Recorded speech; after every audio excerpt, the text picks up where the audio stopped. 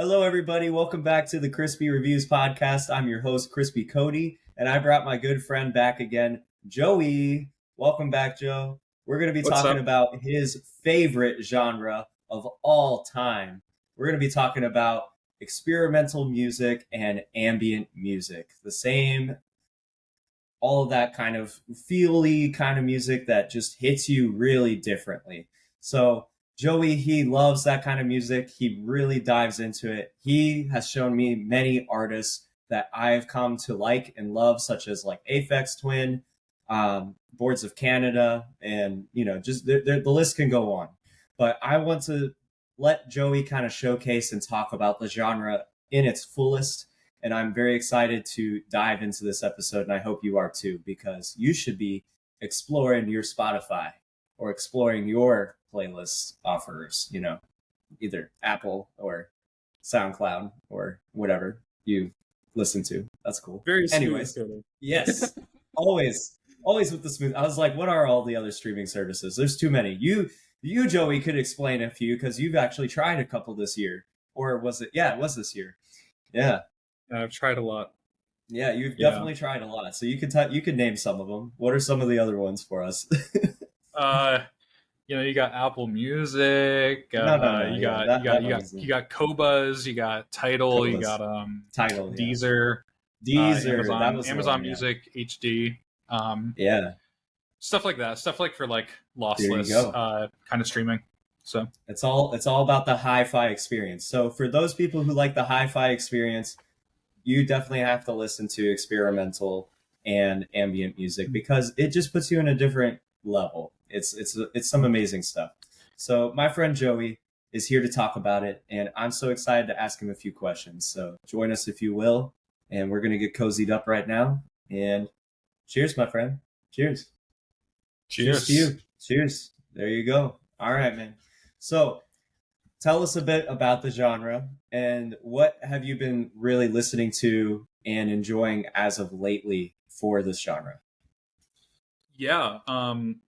So ambient and experimental. I mean, there's so much you can kind of talk about, at least within both of these. So like ambient, it's a lot of textural music that kind of paints an atmosphere. So you'll have a lot of the times when people think of ambient music, they'll think of like stuff that's very airy. It makes you think of nature or something of that sort. But there's also lots of ambient music that is pretty much the polar opposite of that. So what I like to think of is that ambient always to me feels very atmospheric and very textural. And to me, ambient can be a bunch of different things. So like, for example, behind me, like my records over there, I have two Boards of Canada records. I have Gio Gotti, and then I have In a Beautiful Place Out in the Country. I have those, and those are like IDM, which was this kind of movement back in the 90s and early 2000s, where people were kind of taking like roots from DnB, taking roots from jungle, taking roots from classical ambient music, like people like Brian Eno and Philip Glass and Steve Reich and all that. And they were kind of mixing it with DnB and with jungle and kind of like club music of the day back in the UK and Europe. They were trying to basically make music where after you come back from the club and it's 4 a.m., 5 a.m., whatever time it may be, you can kind of chill out. As the drugs are wearing off, you're kind of chilling out and listening to this stuff. I mean, that's quite literally what it is, which is funny. The reason it's called IDM is IDM very pretentiously stands for intelligent dance music. And it's the only way I can describe it, but like also the name of it sucks so badly.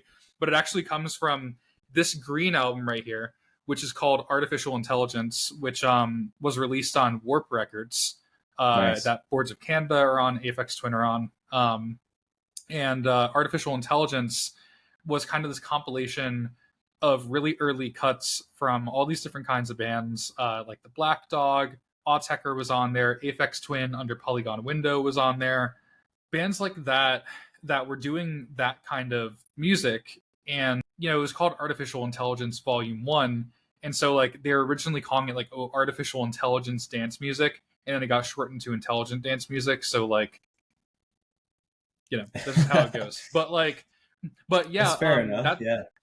Yeah. yeah, that stuff is like very, very atmospheric, very lots of textures going on. What Cody was talking about, where if you're into hi-fi, if you're into wanting to listen to a bunch of different sounds and really good production as well, like all these artists back here, Autechre, Aphex Twin, Boards of Canada, They are masters of the art, I would say. When it comes yeah, to production, it's honestly crazy, like what these guys do on their on their software DAW, their digital audio workspace. For well, those who don't know what a DAW is. yes, I mean, here's the funny thing. Like, this album right here saw 85 to 92.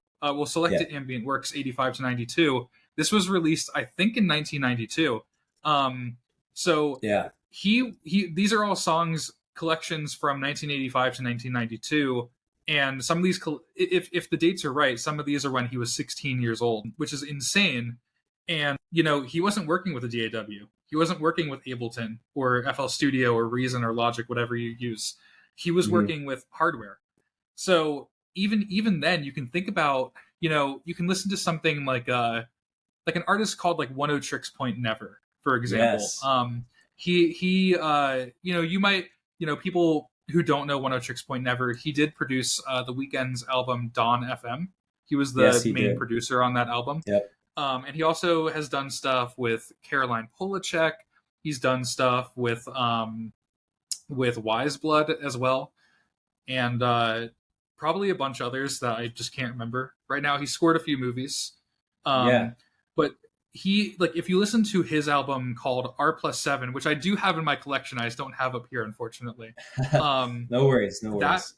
That album is that's all created on a DAW, if I'm not mistaken. And it's very highly technical.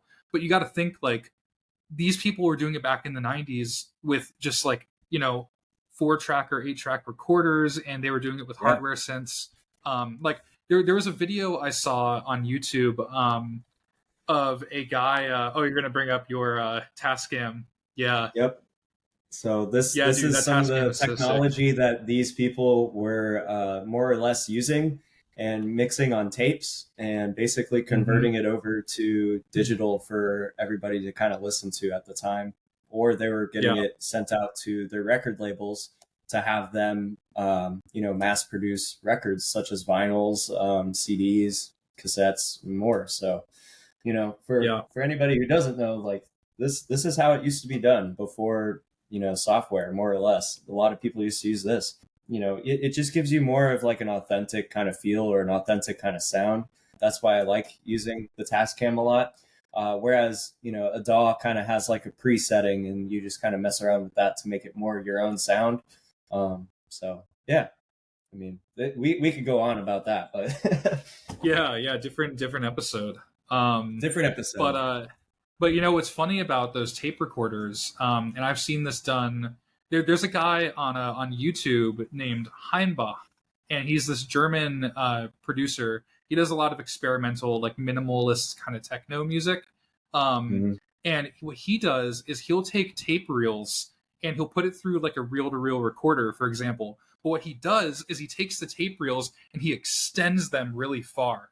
And he puts them through the reel-to-reel going at the same speed. So it slows down. It slows everything down. And you can also kind of do these like weird things with it where you can like move it back and forth and give different kinds of sounds. People were doing that. People were doing that since like the 60s and 70s, actually. Yeah. God, I can't remember the composer's name right now, which is so unfortunate. Didn't the Beach Boys do that? They did that for like a couple of their from like Pet Sounds or something. Oh, I had no idea, honestly, but that's super cool. Yeah. I mean, Pet Sounds is fantastic. So I know that they did some stuff on there, and then the Beatles like White Album, they experimented on stuff like that. As you may know, the track number 9, like that was kind Revolution of like Revolution 9. That track, it's very ambient, I would say, from the Beatles. Yeah, and it is more or less kind of stimulant of what these artists probably got inspiration from was these people just more or less playing with these tapes and stuff and hearing things that they never have heard before. and just Yeah. basically trying to replicate it or make something new out of it. That's more or less what ambient music is, depending on what artist that you're wanting to listen to or the style that draws you in. So there's definitely Yeah. different subgenres of ambient music and avant-garde and experimental. So it's just interesting to kind of dive in and see through a different lens of different hi-fi experiences of music. So Yeah, yeah. Well, that's the thing too. Like, I'm pretty like well versed in like the IDM kind of stuff. yes, you are. Ambient music, like in general, like think about Brian Eno, for example, with like his like music for airports, ambient one music for airports, something like that. That came out in the '70s. I think it was like 1977 that came out, and like Wow. that album is incredible. You know, 1-1 is really good. Then he has some Gregorian chants and like 1-2, and I think 2-1 as well. It's like 4 tracks, and each track is like 20 minutes long or something. Yeah, really good stuff. And then you have people like Philip Glass, who was doing piano compositions, and you have Steve Reich, who did music for 18 musicians, and his all of his other work that was completely ambient as well. I mean, even going further back than that, I mean, Jesus Christ, you got someone like Eric Satie, for example, in the 19th century, who Wow. uh, created. I'm gonna butcher the pronunciation of this, but his gymnopedias, I think it's probably incorrect. Someone will probably comment, being like, "What is this person talking about?" Um, but that's like a classic. Like honestly, one of the earliest in my mind ambient compositions I've ever heard. I think it was Wow. like 1891 he created it, Wow. something So like that. right before the turn of the century, basically. These are just like compositions. So like it was just a composition that he wrote, right? So like it Oh, was just so sheet he music, he and then visit people, yeah, so sheet music. yeah, Okay. yeah, it was just sheet music, and then people record it now. I mean, there's so many. You'll find like a million different versions of that. Some of them. Wow. What's interesting is that you'll hear some versions that are in a 4/4 time signature, but the Yeah. original composition was actually written in 3/4. So it's supposed to be a Whoa. little bit slower than the people who are playing it in 4/4. I've heard Mm. both versions. They're both very good on their own. So That's really cool. And it's awesome to hear like that this genre has a really deep history. Like it mhm. almost it surpasses rock and roll basically. So that's basically what you're saying. I Rock don't and know. roll That didn't that that is a pretty. I think every genre has its own like.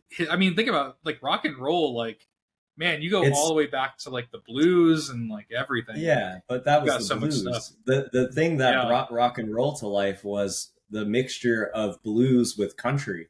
That's how it became Hmm. rock and roll. The country twang and aggression, along with the bluesy, sad undertones and feels. That's what birthed rock and roll, and that was like in the late Yeah. 40s into the 50s, and that was like the birth of rock and roll and all of that kind of stuff. Talking time Yeah. wise, top time timeline wise, but yeah, Sure. Yeah. You're more yeah. knowledgeable on that than I am for sure. No, I'm just trying to You know. show, like I understand, like, Yeah. other people may not realize like how far back that is. Like that predates rock and roll. That's Hmm. insane. Like that's really hard to fathom for someone like Yeah. me who loves rock and roll and loves like indie music and stuff like that. And it's just like, holy cow, this genre predates rock and roll. And it's like, Hmm. dang, that's insane, dude. Absolutely crazy. So, and Yeah. here we are. It's only evolved from there all the way to today, thanks to technology. Like technology and everything now, it's making it more accessible for people, so it's pretty amazing. I know you mentioned Brian Eno, so I wanted to bring Yeah. to your attention, actually, somebody who we just talked about recently, Fred Again. You remember Fred Again, Yeah. right? Yeah. I So do. I Fred do. Again released an album with Brian Eno With recently Brian, this year. Yeah, Hmm. so it's pretty amazing how notes of EDM is mixing more and more with ambient music and experimental music.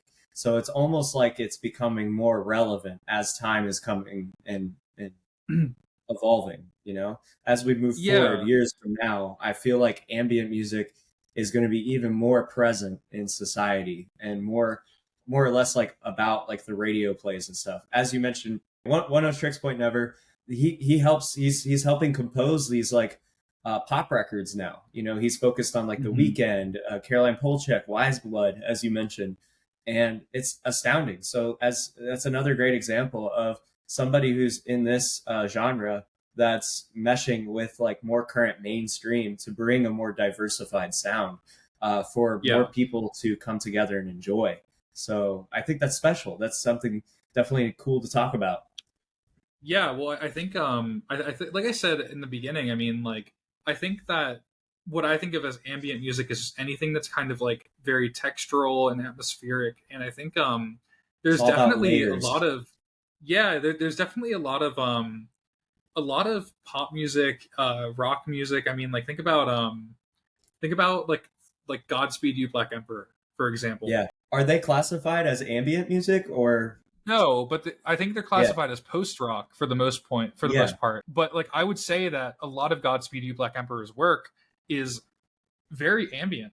Like I yeah. would say there's a Oh, lot of very, yeah, ambient yeah, notes into it, and I think that I mean you have stuff in Godspeed You Black Emperor, a lot of post rock people like that, people who even like someone like the Garden, for example. yeah, Like we yeah, can take yeah, for example the Garden. They, I mean, you think about like Mirror Might Steal Your Charm, that album. Think about the first song, Stallion, on that. yeah. Think about No, No that Destination. Think, that album showcases a lot of mergence of punk, rock, and ambient, experimental, mhm. experimental more Yeah, or less, for sure. because that's what's giving them that dynamic edge that people are like, wow, this band's different, you know, and it's really cool. Yeah. So again, that's just another reoccurrence of how ambient experimental music is like the new sharpening of the axe. You know, it makes you more relevant, I guess you could say, for people to be like, wow, this is kind of off cuff, like amazing. Yeah, yeah. I mean, I hope that like it enters into more music for sure. Because I mean, like think about like I so for example, like I love Silent Hill. You know, I love Silent Hill. Yeah, no, video games have a lot of ambient music, drum and Yeah, and bass too, they were super prevalent in like the PS1 and PS2 era, and like and GameCube GameCube. and Dreamcast and stuff like that. Yes, yeah, I mean, like, dude, like you and I, like, how many hours have we spent playing Super Monkey Ball 2? Like, yeah. like we've I spent an love it. insane amount of time on that game. And the soundtrack is like strictly like D&B kind of music, and Yeah, it's just D and it B. Yeah. yeah, and it's perfect. Like it really Hmm. matches the vibe that they're trying to go for. And I Hmm. think honestly that's why it was so easy for me to understand when you were sharing like a lot of these artists with me the very first time when you know many years ago now, Yeah, when you're 10 years showing ago me, now. yeah, like 10 years ago now, Hmm. albums such as like Aphex Twin and stuff, and I'm listening along with you, and I'm like, holy cow, dude! Like this reminds me of like the video games I used to play growing up. Thank you, Sega. Sega's amazing, dude. Shout out Sega. Yeah, yeah. Honestly, dude, the Sonic OSTs have like always been super. I was listening to Windmill Isle the other day actually as I Yo, was going through yes, my like yeah, yeah. songs. The Yeah. do do do do do do do do do do the guitar part, and then it comes in with the Yeah, dude, I it's love so it, dude. good. It's really It's really catchy. good. Yeah. Yeah, and then the violins and the cellos like Yeah, dude. it's cool. It's definitely cool. So it's into this genre, as you mentioned. There's high Yeah. frequency, like high energy, high vibe kind of stuff. And then there's a lot of like low undertone, airy, kind of like disturbing Silent Hill kind of vibe. Like it's just like eerie almost, you know, it gives you that sense of Yeah. like a fear or a cloak and dagger type thing. And it's just like, whoa, you know, I'm in a space, a headspace that I never knew existed. And I think that's what's so Yeah. special about this genre. That's what so like back when I was I think I might have been 14 at this point. My brother I heard him play Moby. He played some song by Moby, and I had never heard it before, and I was like, "Whoa, this is like so cool." I think it was off of his album 18, and I remember being like, "Wow, like this is sick. Like I love this. I would love to make stuff like this." And my brother was like, "Oh, like if you like this, like you might actually really this, and then he showed me Otto von Schirach. He Yeah. showed me his Superman Shout album. out Otto von Schirach, man. He's been holding Yeah, it down in Miami for a long time now. dude, Otto von Schirach is the man. He's sick. Yeah. But then he showed me Otto von Schirach, and then he showed me Aphex Twin, and he was like, "Yeah, you should listen to the song Window Licker."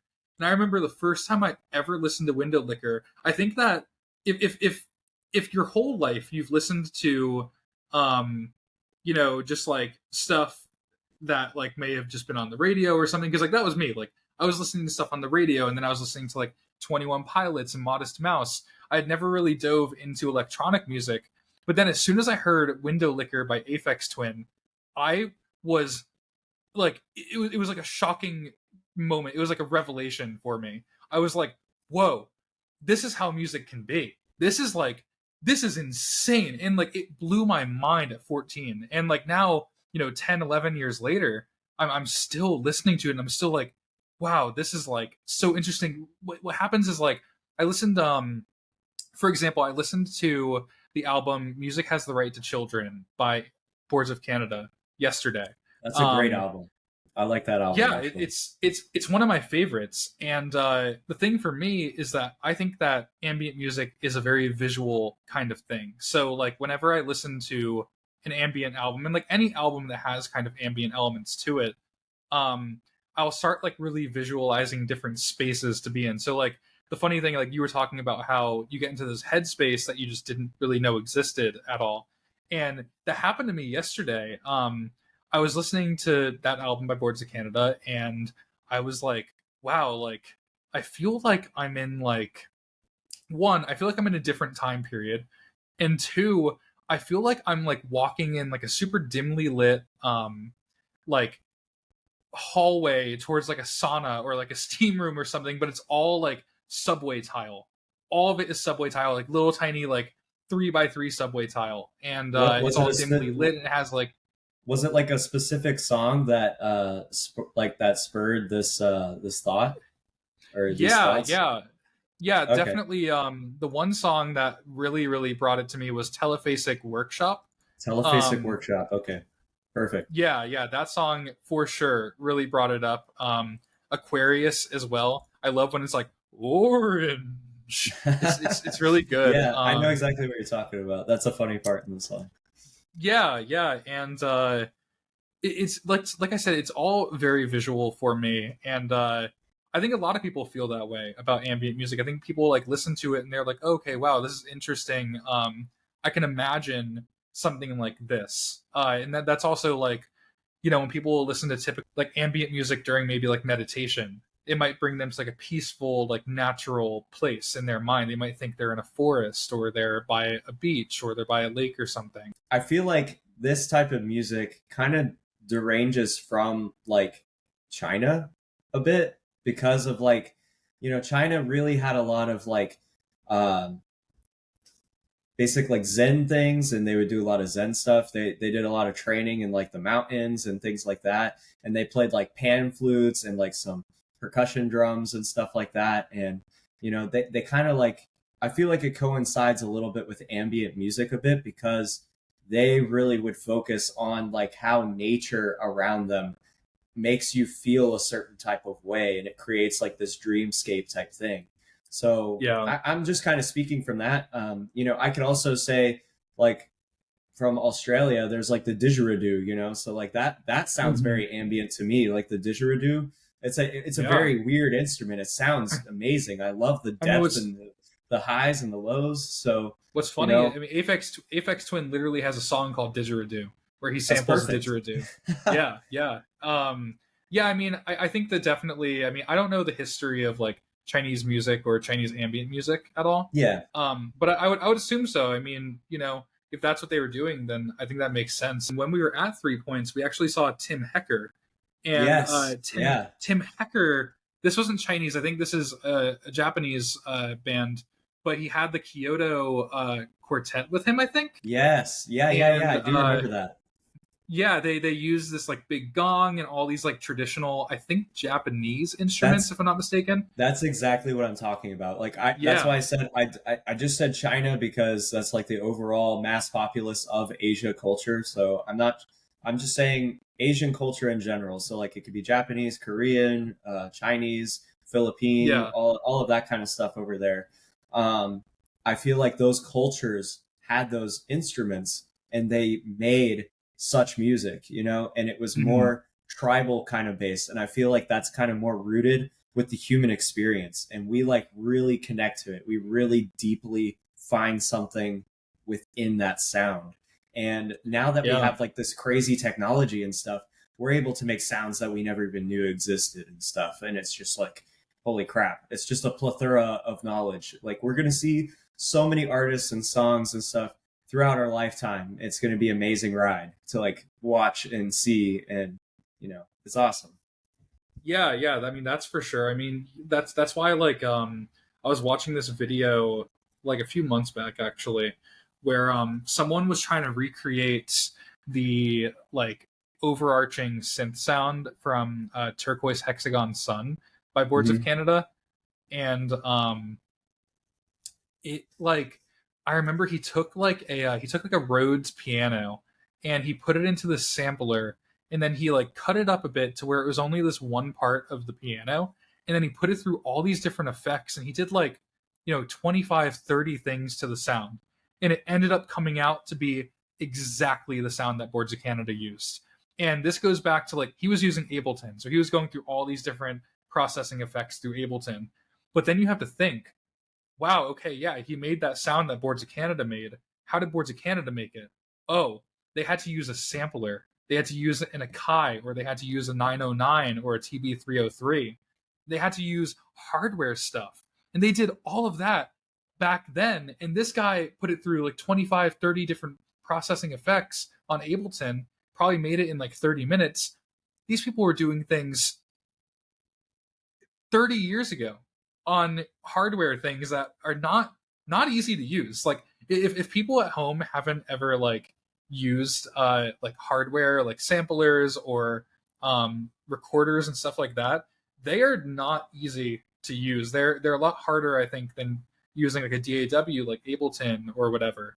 Um Yeah. because Like, you have to I learn mean, the actual instrument really well. it, exactly. Yeah. So I 100% agree with you, but I always promote the fact that you should try analog because, you know, you can find and discover things that are totally out there and just sound different, and you're not going to get that on a computer as quickly, or you might be able to. Like, I don't know how good you are at using a DAW, but for me, such as myself, I'm a hands-on kind of guy. So I like to, you Yeah. know, edit as I go and use my hands, and having that instrument right there in front of me helps a lot. It could take you 30 hours of work to be able to like find that sound that you're wanting. Whereas this guy, he was like, yeah, 30 minutes, give it to me, boom, boom, boom, got it. All right, cool, moving on. And it's just like, it's a complete time saver. That's the one thing. Like, it's Yeah. awesome, like what technology definitely does today. But I got this question for you then. What do Sure. you fear? So for the future of music in general, I'll classify it as we'll stay in the same genre of like ambient music. So Sure. what's your thoughts on AI and the future of music and stuff right now? Because I know right now there are websites that are out there and you can type like, "Hey, I want a song that's like Aphex Twin and it sounds more D&B and I want it at this beats per minute." And then you just click enter, you wait like 30 seconds and then there it is. It pops it up and then you can listen to it and it sounds pretty decent. So it's like, you know, do you think like Yeah. computers are more or less removing the element of production, or do you think that computers are making it easier for us to like create music? What's your like opinion on that? First off, my I guess my initial reaction is like, I think that even if AI were to like make the types of music that people want to make, I still think that people are going to make music. Um, like I definitely think like, for example, I think I'm speaking for both of us here, but even if AI was making music, I think we would still make music just because we enjoy doing it. I don't necessarily have such a problem with listening to AI generated music. I have heard some extraordinarily weird stuff from AI generated music. There was a there was this video I saw on TikTok where it was an AI generated video, and it was like of this farm, and Mhm. in the farm, in like the hay bales and everything, all these extraordinarily horrifying faces kept on emerging and like, swirling around very Yeah. weirdly.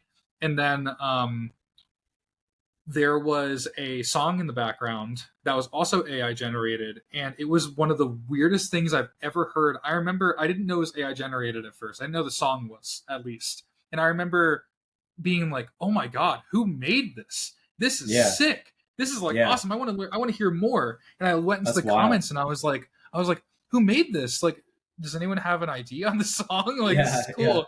And then I Give me the learned that it was AI details. generated. Yeah, I Yeah. learned it was AI generated, and I was like, "Wow, like this is interesting." And I think Is it? one benefit, at least, is that when I listened to that, I got inspired to make my own stuff. To be like, "Oh wow, okay, like this is something you can do with a sample that I've never thought about before." And Yeah. I think that's So at least one benefit.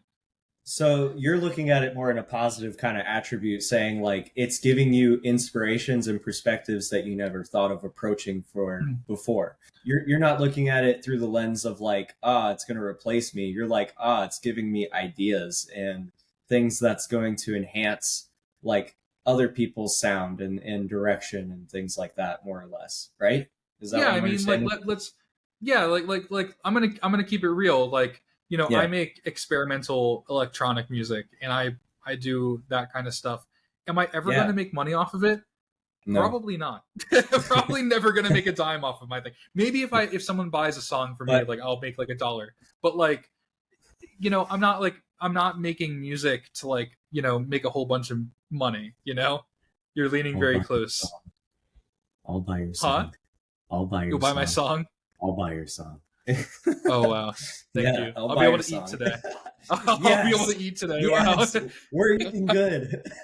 Yeah, dude, hell yeah. All right. But like, I mean, I can see, like, I can definitely see um like music, like, the industry, like the music industry execs. I can see them using AI for some artists to like save money on production costs, which sucks because like then you are like taking people out of jobs, and like you're replacing this this kind of like you're replacing jobs pretty much, and like you get like if AI ever got good enough to the point where like it could produce a song that was, really really good, then why wouldn't they just use that and save a absolute boatload of money on production costs? But to Yeah. me too, like Yeah, that's because then they can just take it and bankroll that money straight into media, basically, like for yep, them to promote the song, and that's it. yep, So, I mean, that's kind of freaky to think about, to be honest with you. And it's kind of yeah, it feels dystopian, honestly. Like I don't want a future where people are removed from the music because I feel like people are the ones that make the music. People are the ones that absorb and release like this energy, this vibe. And I yeah, don't think we'll ever lose sight of that. The only thing that we'll lose sight of is maybe like what you're saying from like a capitalistic view. That's the word, capitalistic view of like maximizing their profits as quickly as possible with this turnaround kind of yeah, option, using this tool to their advantage to undermine artists and stuff. I don't think it's going to happen. Like, I mean, they'll try, but the artists are going to go on strike probably, and it'll look like how it's going right now in Hollywood. Not trying to get political or yeah, anything like that. I mean, I stand with all those people that are on strike, and I understand yeah. like what's going on in the industry and stuff due to technology and all these things that are evolving so freaking fast that we like a lot of us don't even realize, so it's kind of crazy to really think. I think that like the texture of it is very cool, and it's very visual for me, at least. I think a lot of people who listen to it probably have the same kind of idea where it's very visual and it brings them into a different kind of space. And there's because like there are so many different kinds. I mean, I listen to, mostly like IDM or experimental kind of stuff, but like if you're more interested in ambient music that's focused on piano, I mean, you have Philip Glass, you have, to a lesser extent, maybe Steve Reich. I'd say Um, Brian Eno has some piano stuff Definitely a too. Brian Eno. Yeah, Yeah, I mean Brian Eno also has I mean he has music that's like ambient and also kind of rockish and yeah, kind of like new wavy as well. yeah. Um He's I mean Brian Eno experimented has with so a many lot. things. Yeah, Yeah. Yeah. And like that Fred Again Brian Eno album, I will say I'm not the biggest fan of that. that's I'm fair. not the hugest I'm not the hugest fan of like the EDM that Fred Again is like getting at. Um but it is interesting that Brian Eno did collaborate with him. Yeah, yeah, still really Yeah. interesting though and cool. And when you listen to it, I mean you'll Oh, that just happened. I have a ghost. I have a ghost in my apartment, guys. I mean, it's a sewage ghost, actually. Yo, Believe it or who you gonna not. call? Uh, God, I guess I'm gonna have to call the Ghostbusters. Oh my god. Jeez. I can't believe I just saw um, that happen. That's hilarious. yeah, yeah. What are you gonna Do you need to do? check on that album? Is it okay?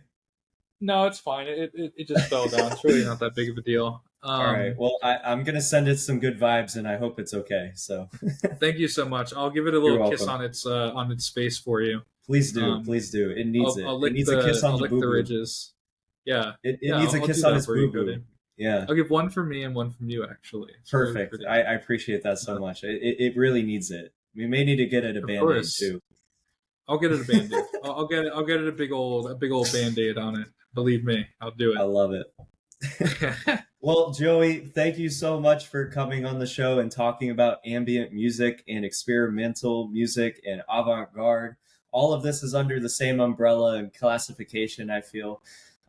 We really dove into a lot today, and I'm excited to share. Like, we're going to be releasing a little playlist of stuff that's going to represent most of these artists that Joey was able to talk about today, and maybe a few surprises or recommendations from the Joe Meister himself. There is so much to hear and listen to and enjoy in this genre, and I can't recommend it enough. I definitely think it's therapeutic in some type of way. And as I mentioned, there's the higher spectrum which has more energy, and then there's the lower spectrum where you hit feelings that you never really knew exist before. And I think you should like explore that sometimes. It's fun to explore ourselves and understand like how music influences us and just makes us be better people, at the end of the day. So it's all cool. Yeah. So Joey, Yeah. do you have anything extra to add, or what's up, my man? How's your life going? Anything cool to add? Where can people find you? Anything like that? I'm on. I do have a Bandcamp. I've released some music there. Yes. I'm gonna get a SoundCloud pretty soon because a lot of people are doing. A lot of like IDM artists are actually posting on SoundCloud, Which and is you can great. find some really cool stuff on there. To be honest, I love um, that. yeah, yeah. So I'm gonna start posting on there as well. My Bandcamp is. I think it's just called Part Time Absurdist. So Yes, if you I want love to that check out name. my stuff over Part-time there, part-time absurdist. Check him out. Can you spell absurdist for everybody for us, please? yeah, yeah. I mean, it's ABSURDIST, and then part time is a little hyphen between part and time. Um, Perfect. so say I'm from Chicago, and you'll see a weird Russian bear like armor suit of armor. It's a Because weird what else story. would you see from this band name? Part-time absurdist. Yeah, yeah, exactly. But I yeah, embrace I it. mean It's cool. that's yeah, yeah. Thank you. And that's pretty much where I'm at. I've released like a little bit of stuff, not too much yet.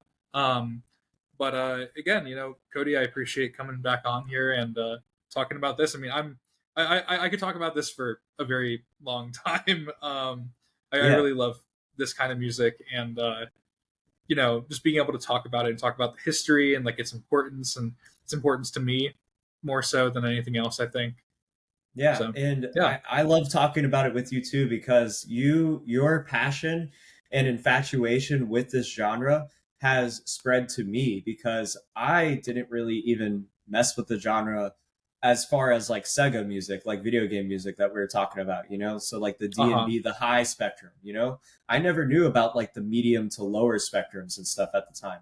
Like, yeah, I've played some like horror video games where they had spectrums that were lower and stuff, but I never realized like that was, when you're younger you don't like realize like how polished like products are and stuff.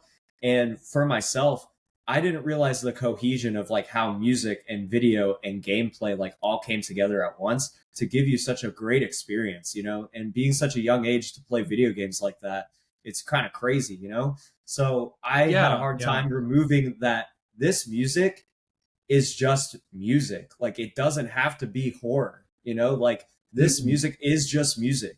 The people that made this game thought and said, wow, this music makes me feel and think of these types of themes.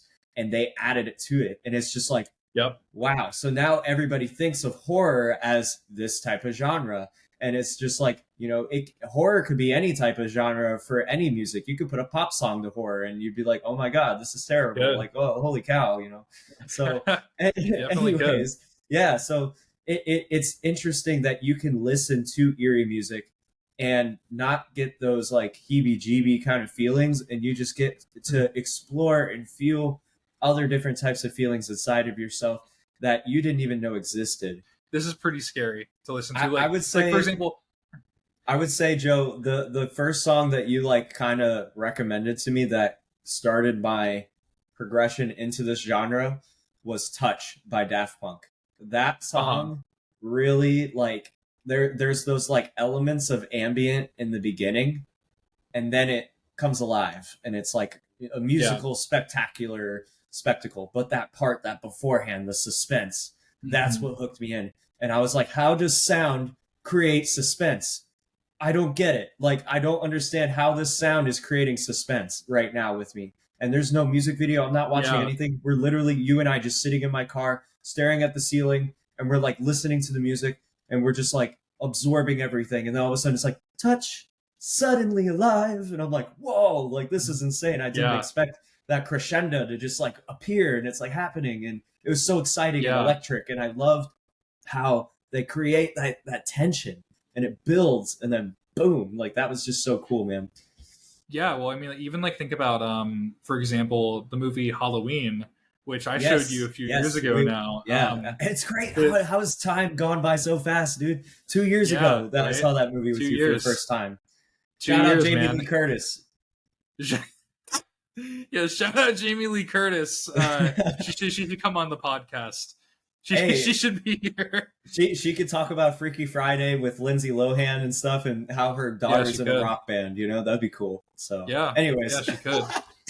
Yeah, no, but like, dude, even like that, like the story, like I think like they made the movie and didn't have the sound in it. Like it didn't have um the kind of like tubular bells thing. And then the producers were like, oh, like, you should add some kind of sound to it. Then they added that. It's iconic. It's just like iconic. And like that sound like makes you like a little bit on edge because like Michael's running around and Jamie Lee Curtis and her friends are all trying to run away from him. But then you have things like lack of sound where like perhaps like there's all this sound going on and then something happens and then there's no sound and then you're yes, even more suspended because you're like, oh my yeah, god, like this is crazy. yeah, Like that's why like the lack of sound even in that context is almost like a sound itself, which I yeah. guess like also like I don't know, talking about experimental composers like John Cage with 433, that's probably something that he was. I don't know if that's what he was going for. I think he might have been just mocking music in general, but like I don't know. I really have no idea. We'll have to ask him, But I guess, over Twitter or something. Or sorry, X, is the new Is X. John Cage alive? Like I don't know if he Who is. Hold on. knows? He might not be. But No, he's certainly dead. okay. He is certainly dead. R.I.P. So John Cage. Sorry about that, Cage. we'll have to look it up. Thanks for joining us today on this Crispy Reviews podcast of experimental music, ambient, and avant-garde. My good friend Joey here. Thank you again so much for coming onto the show. Thank you. Definitely go check out his music, Absurdist. Part-Time Absurdist, excuse me. It's going to be on Bandcamp. Check him out on there.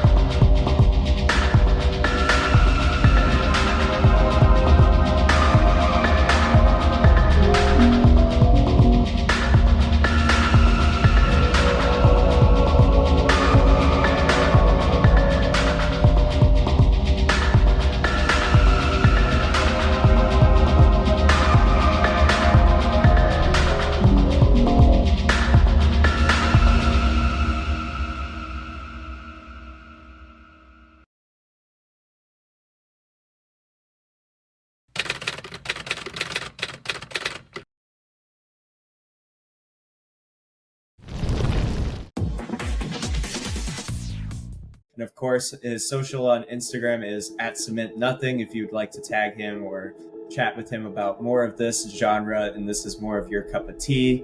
Enjoy it with him because he'll gladly have a conversation with you about it and make you enjoy this type of this genre. So, yep.